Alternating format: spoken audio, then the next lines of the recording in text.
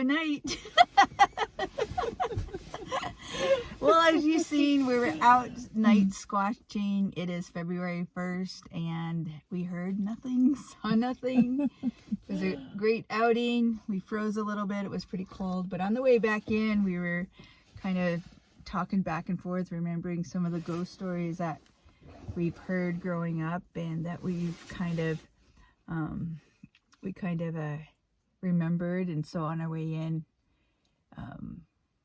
we decided to just pull off on the side of the road and share some ghost stories with you guys. Yeah. So we were kind of scaring ourselves. So we thought, hey, let's scare everybody else and tell some good ghost stories. Well, the story I'm going to tell is kind of more of a encounter that happened with a young man. So I was telling Leilani, and we thought, why don't we just share it with everybody and let you guys in on our little storytelling hour. So anyways, this story happened quite a while ago. I would say maybe 20 years ago or so, when my mom and dad lived out at their property where we have Bigfoot camp now. And so they still had their house out there. And so this camera, I'm talking to that camera, but I'll kind of be coming back and forth. But anyways, so they still had their house out there. And about maybe 20 years ago, they moved their house to town. And so one night they went to bed and were sleeping. It was about 2 o'clock in the morning. There was a knock on the door.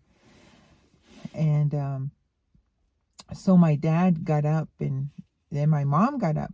So they both got up. They ended up looking out the window, and my mom thought, if it was a car, if it was somebody that drove up to their house and was knocking on the door, they should still see the car driving away, and going down the driveway. She said, so there was no car. So she told my dad, I bet you it's somebody that is walking. And she said, I just had this feeling in me just to go out and holler for them to come back. She said, I don't know why. She said, I just felt like we should just go out there and holler for them to come back. So she told my dad, let's go out and holler, see if they'll come back. So that's what they did. They walked outside and they started hollering. She said, and it wasn't long after, she said, they could just hear like these footsteps just running up the road, and they could tell somebody was running up the road. And then she said, finally we saw him. She said, and it was just a young gentleman who was running toward their house. And she said, when he got there, he was so scared. She said he was just so scared that she said his hands were just shaking, and he was saying, oh, thank you for hollering, and calling me back.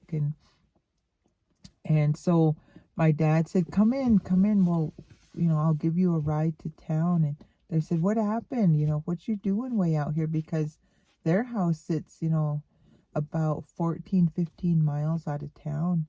So they were telling him, what are you doing way out here? And he said, well, I was with some guys, he said, and then we all kind of start arguing and they kicked him off. He said, I was kind of still afraid of them. He said, they went down the road. He said, and so I took off over here to your guys' house. He said, I was knocking. He said, and nobody answered. He said, so then I left. He said, I thought, I don't want to walk on the road because the guys might come back, and they might see him walking on the road. So he thought, I'm just going to get into the brush and the trees area, and I'm going to walk in there. He said, and he didn't know it that good out there, and so he didn't know that once he got into the trees that he would have to climb up this hill. And so he got into the trees and he's walking. He said, and all of a sudden he hears something paralleling him. He said, it's walking like across from him, straight across. He said, I could hear it. He said, and whatever was walking towards, or alongside of him, he said was bipedal. He said you could tell it was, you know, 2 legs. He said it wasn't an animal. He said, and then he went up that little hill. He said, and then that thing started coming toward him. He said, I could tell it was making its way toward me. And he said, so that's when he said, I started to try to get off of the, out back on the road.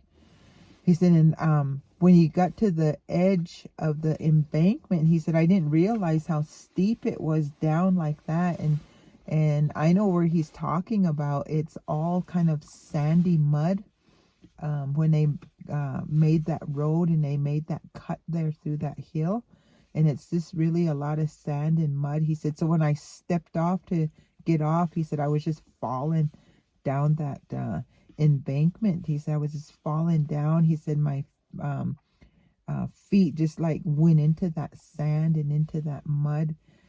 He said, I finally made it down towards the road. He said, and I jumped up. He said, and I started running back to your house. He said, but that thing, whatever it was, he said, you could tell it was big.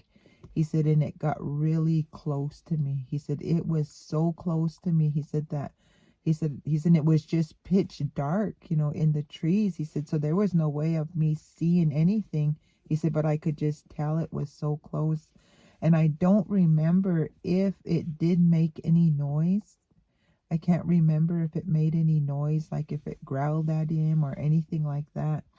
But he was so terrified at how close this thing got to him. And so my mom and dad brought him to town, or my dad brought him to town, gave him a ride to town.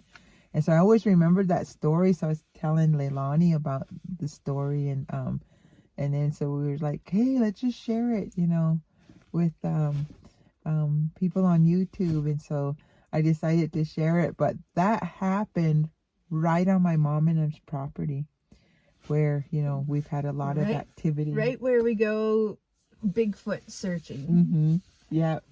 And in fact, where trail. Right where he was walking up that hill, if you stay up on that hill, you'll intersect right with Bigfoot trail. So that's where he had this encounter. It was just he probably was right on Bigfoot trail if he made it that far. But if he kept going, he would have eventually got right on Bigfoot trail. So that's my ghost story or encounter. Or this young man. Something. Yeah. So we can't say what it was, but whatever it was terrified this young man. Yeah, we were talking about how many stories there are that are told here since we were a kid. Mm-hmm.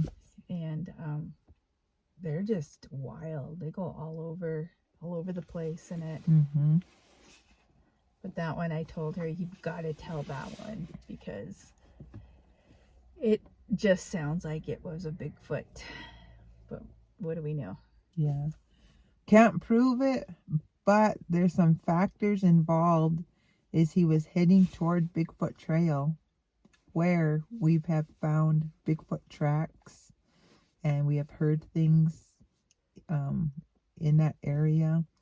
And also right in that brush where he was walking is where my mom heard the language that, like, something was talking back to her, or talking. I don't know if it was talking back to her, but it was just talking in that brush. And so right in that area. And tell them how it sounded.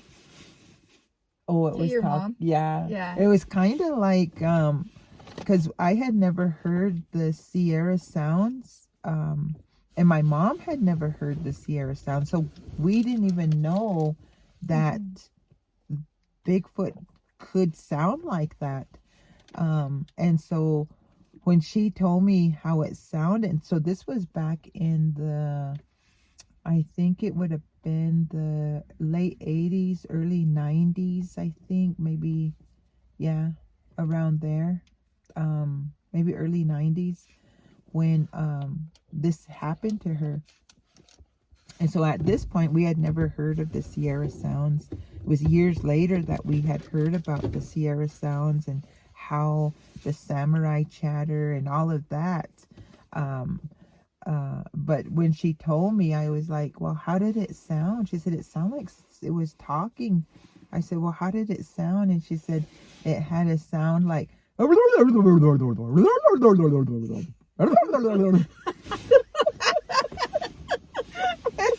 and my mom was like telling me, like, and I'm like scared, but laughing and scared at the same time, because I'm like, who would want to hear that? Yeah, I'm like, in the tree line. Who wants to hear that on your property, you know? On your and property really at that. loud, that she knew that whatever it was just in the tree line. She said it wasn't far away, it was just in the trees. She said, so it must have been watching me. I apologize, everyone. My camera shut off. But it was just me and Lonnie being silly and cracking up laughing. But what I wanted to say was to give a little background on my mom's experience. So the reason why it was so frightening for her was because she was out at our home by herself. Nobody was there with her. And being alone out there and hearing that sound coming from the woods, was really scary for her. And this was like mid-afternoon. So she said that she was kind of in and out of the house, and she was doing her studies in the travel trailer. And she said, I would go over to the basement door and go in and do some laundry, then head back out to the trailer. She said, so I was kind of in and out and walking across the yard. And one time when she was walking across the yard was when the thing started talking or making that sound. And my mom said, because we had already been having activity, and the activity was, from screams to hollers to just, all kinds of things. And this was before our actual sighting. So we were already having some activity out there. And my mom said it kind of made her mad. And so she says, I kind of take a few steps towards the woods. And she said, and I yell at it and I tell whatever's in the woods, if you don't want to show yourself and you want to hide, she said, then you're not welcome on this property. And I command you to go. You leave right now. She said, and from that point on, there was no sound coming from the woods. And she said, but I sure packed up all my stuff and headed in the house and locked all the doors until my dad had got home. So I just wanted to add that in. Thank you for watching. Be sure and check out our Picani Bigfoot Storytelling project channel. I think Leilani might upload the story to that channel too. So be sure and check us out there, and I'll see you guys again. God bless.